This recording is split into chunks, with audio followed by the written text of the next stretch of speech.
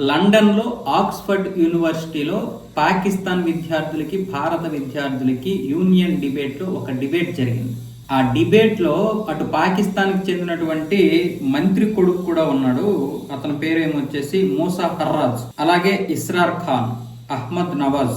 వీళ్ళు ఎవరంటే పాకిస్తాన్ మంత్రి మొహమ్మద్ రజా హయత్ హర్రాజ్ కుమారుడే ఈ యొక్క మూసా హర్రాజ్ అంట. అలాగే మన భారత తరపున న్యాయ విద్యార్థులు విరాంష్ భానుశాలి, దేవర్సన్ బెనర్జీ, సిద్ధాంత్ నాగ్రాత్, అటు ముగ్గురు ఇటు ముగ్గురు పాల్గొన్నారు. ఇందులో పాకిస్తాన్కి చెందినటువంటి వారు ఏమంటున్నారంటే, భారతదేశంలో ఏ గొడవ జరిగినా, ఏ దాడి జరిగినా, అంటే ఉదాహరణకి ఒక జంట విడిపోయినా, లేకపోతే మూకదాడులు జరిగినా, రాజకీయ దాడులు జరిగినా, సరిహద్దుల్లో దాడులు జరిగినా, ప్రతి దాన్ని పాకిస్తాన్ మీద నెట్టేసి పాకిస్తాన్ పై భారత్ దాడులు చేస్తోంది. అంటే రాజకీయంలో నెగ్గడానికి కేవలం భారత్ ఎలక్షన్ల కోసం మాత్రమే మాపై దాడులు చేస్తుంది అంటూ విమర్శించాడు పాకిస్తాన్ కి చెందినటువంటి హర్రాజు, అలాగే మిగతా విద్యార్థులు. దానికి విరాన్స్ భానుశాలితో పాటు మన భారత విద్యార్థులు కూడా గట్టిగా ఇచ్చారు. 1993లో జరిగినటువంటి అల్లర్లు, బాంబు దాడులు, దాదాపు 250 మంది చనిపోయారు. దాని నుంచి ముంబై 3 రోజులు నిద్ర లేకుండా గడిపింది.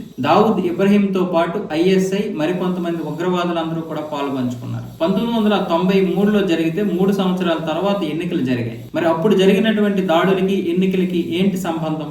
2006లో సబర్మతి రైల్లో జరిగినటువంటి దాడుల వల్ల 190 మంది చనిపోయారు, అనేక మంది గాయపడ్డారు. అప్పుడు కూడా ముంబై ఒక వారం రోజులు నిద్రపోలేదు. కానీ అప్పుడు ఎన్నికలు జరగడానికి ఇంకా 4 సంవత్సరాల సమయం ఉంది. 2008లో కూడా ఇదే విధంగా 26/11 దాడులు జరిగాయి. ఆ దాడులకి కాంగ్రెస్ ఇటువంటి సమాధానము చెప్పలేదు.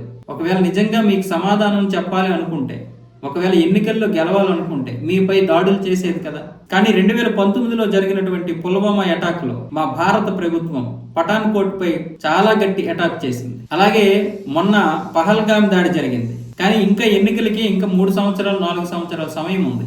26 మందిని మీరు ఎవరికి ఓటేసారని చంపారా, లేకపోతే ఏ మతస్థుడని మీరు చంపారా? మీరు మతం పేరు అడిగి మరీ చంపారు. అంతేగాని మీరు ఎవరికి ఓటేశారు అని ఎవరు అడిగి చంపలేదు. అంటే మీది ఉగ్రవాదం కాదా? పాకిస్తాన్ లో ఉన్నటువంటి పరిస్థితులు మీకు తెలియవా? భారత్ లో ఉన్నటువంటి పరిస్థితులు మీకు తెలియవా? ఈ రోజు పాకిస్తాన్ లో ఉన్నటువంటి ప్రజలందరూ కూడా పేదరికంలో మగ్గిపోతుంటే, తినడానికి తిండి లేకపోతే మీకు ఉగ్రవాదం మాత్రం కావాల్సి వచ్చిందా? మీరు చెబుతున్నట్లుగా ఎన్నికలకు ఏదైతే ముడిపెట్టారో ఈ దాడుల్ని, ఎన్నికలకి ఈ యొక్క దాడులకి సంబంధం ఏ విధంగా ఉందో మీరే చెప్పాలి. ఇంకా 4 సంవత్సరాలు ఉంది, ఎన్నికలు జరిగి సంవత్సరమే అవుతుంది. మీరు దాడులు చేశారు, మీరు ఉగ్రవాదం చేస్తున్నారు. మేము దాన్ని తిప్పు కొడుతున్నాం. కొన్నిసార్లు సమయం కూడా పాటించాం, సహనాన్ని కూడా మేము పాటించాం. కానీ మా సహనాన్ని మీరు పరీక్షిస్తున్నారు అని మన భారత విద్యార్థులు చెప్పేసరికి ఆక్స్ఫర్డ్ యూనివర్సిటీలో మిగతా విద్యార్థులు, అంటే ఇతర దేశాల విద్యార్థులందరూ కూడా చప్పట్లతో ప్రశంసించారు మన వాళ్ళందరూ. మరి వీళ్ళకి ఎప్పుడు సిగ్గు వస్తుంది? ఈ విధంగా సిగ్గు రావాలి కదా, స్టూడెంట్స్కి సిగ్గు రావాలి కదా.